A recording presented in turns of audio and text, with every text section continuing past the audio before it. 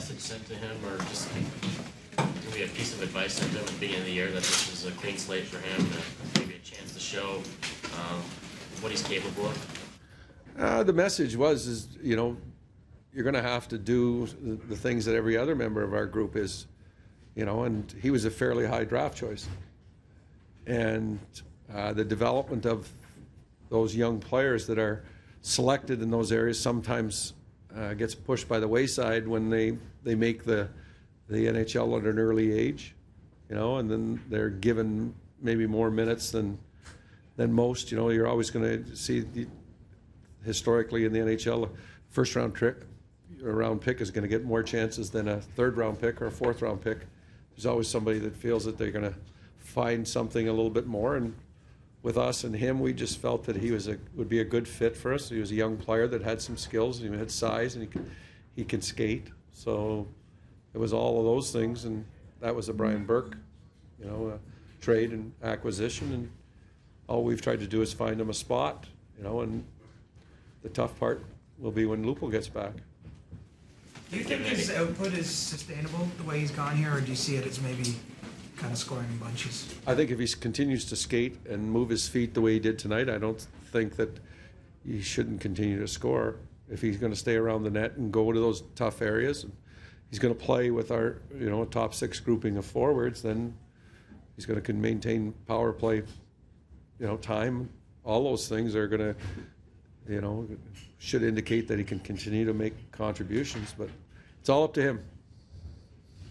This is the day where you mentioned Brian Burke, that he left the organization to go to Anaheim, but it was a night where it seemed like the team played like the kind of team that Brian Burke wanted it to be. It's taken some time. Do you feel that this is, when you two talk about the kinds of teams you want to have, tonight look like that kind of team? I just think that in tonight's game, we didn't start very well, from us and doing an evaluation, but we got our skating game going in the second period. And once we can get on that forecheck and continue to throw that puck in and come at teams in waves, we can be an effective team in grinding teams down. And that's what we felt the case was tonight, is we didn't skate very well. We were fortunate to get out of the first period with the score of what it was. And I think both teams would say that they've given up too many quality chances in the first, that they wanted to tighten it up. But we got our skating game going, and we expect our players to be physical. We expect them to get inside. We expect them to compete, and night in, night out. And just because you work hard doesn't mean you're doing anything special here. We want more than just work hard. We want people doing things that are more than ordinary. Coach, is there a confidence so that with this group that you're seeing that when you do fall behind by a goal that you don't even have to say much, that the team know exactly what? Yeah, there's lots of chatter on the bench. Don't let that bother us. That's not going to beat us. That's what you try to instill, and the players have bought into that. We didn't panic when they scored their first goal by any means. We didn't panic at all.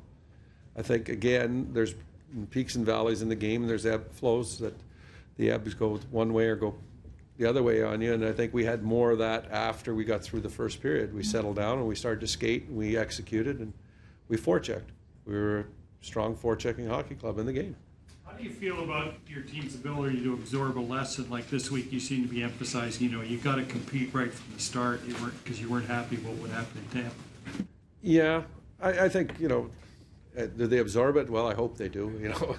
You say that, and I've said it before, that in certain parts of the game you do an evaluation, and they're getting it.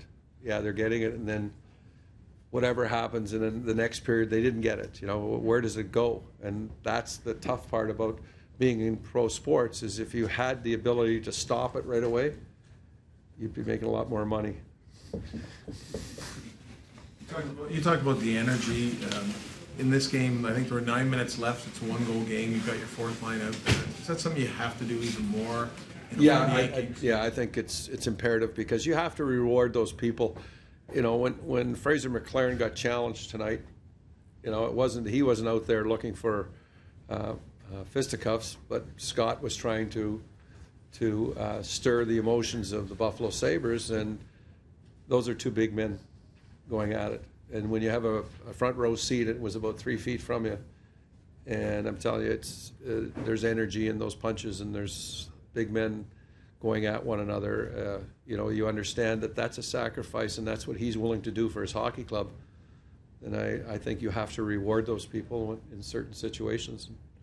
You know, nobody can question Mike Brown's commitment to our group and his work ethic, and nobody can say anything about David Steckel. So, and they're fairly safe defensively.